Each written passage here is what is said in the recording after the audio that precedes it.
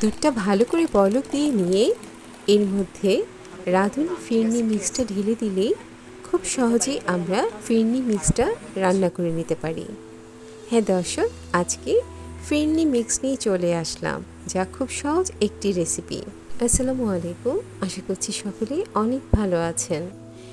যেখান থেকে আমার ভিডিও দেখছেন সকলের প্রতি রইল আমার অনেক শুভেচ্ছা। আর আমাকে যারা এখনও সাবস্ক্রাইব করেননি তাদেরকে অনুরোধ রইল একটি সাবস্ক্রাইব করবার জন্য।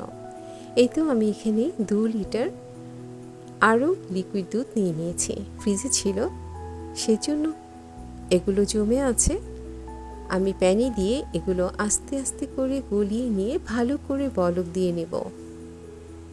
ধৈর্য সহকারে 2 থেকে 3টা বলক দেব যাতে দুধটা একটু ঘন হয়।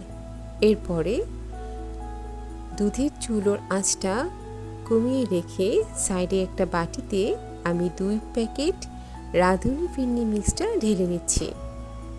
এখানে প্রতি প্যাকেটের জন্য 1 লিটার করে দুধ লাগবে, অর্থাৎ আমি এখানে 2 প্যাকেট নিয়েছি, এর জন্য 2 লিটার দুধ নিয়ে নিয়েছি। এই মিক্সটাতে দেয়া থাকে চিনি গুঁড়া, পোলার চাল, চিনি, বাদাম এবং শাহি একটা ফ্লেভার। এখানে চিনি দেয়া থাকে বলে আমি এক্সট্রা কোনো চিনি অ্যাড করিনি। অনেকের বাসায় ডায়াবেটিক্সের রোগী থাকে, সেজন্য এখানে যতটুকু চিনি দেয়া থাকে ঠিক ততটুকু চিনিতে রান্না করে নিলেই যথেষ্ট। আর এর চাইতে যদি যারা বেশি চিনি খেতে চান সেক্ষেত্রে এখানে স্বাদ মতো চিনিটা অ্যাড করে নিতে হবে। এই তো কয়েকবার জাল দেওয়ার পর দুধটা ঘন হয়ে আসলে আমি এখানে অর্ধেকটা রাঁধুনি ফিরনি মিক্স ঢেলে দেব।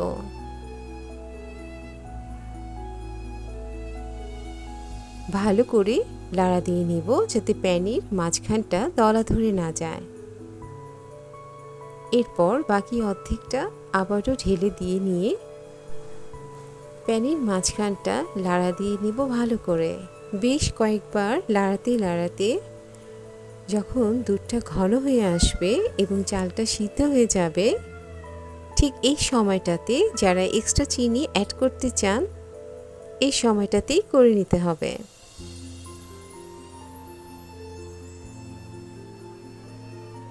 অ্যাড করে আবারও বেশ কিছুক্ষণ লাড়িয়ে দুধটাকে ঘন করে নিতে হবে, ঠিক ফিরনি যেরকম ঘনত্বটা থাকে।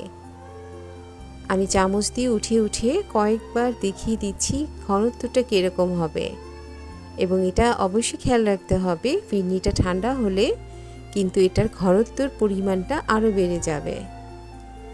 এবারে 2 টেবিল চামচ ঘি দিয়ে নিলাম, এতে করে যখন ফিরনিটা খাবো তখন সুন্দর একটা সুঘ্রাণ পাওয়া যাবে। ভালো করে মিলিয়ে দিয়ে এবার নামিয়ে নিলাম।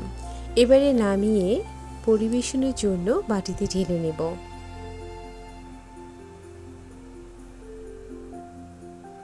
সাজিয়ে নেব বাদাম দিয়ে। ইচ্ছে হলে কাঠবাদাম, কাজু বাদাম, পেস্তা বাদাম, কিশমিশ যেটা দিয়ে ইচ্ছে এটা দিয়ে সাজিয়ে নিতে পারেন। আমি এখানে শুধু পেস্তা বাদাম দিয়ে পায়েসটা সাজিয়ে নিয়েছি। হালকা ঠান্ডা হলে ফ্রিজে আধা ঘন্টা রেখে এরপর পরিবেশন করবেন, এতে খেতে অনেক বেশি ভালো লাগবে।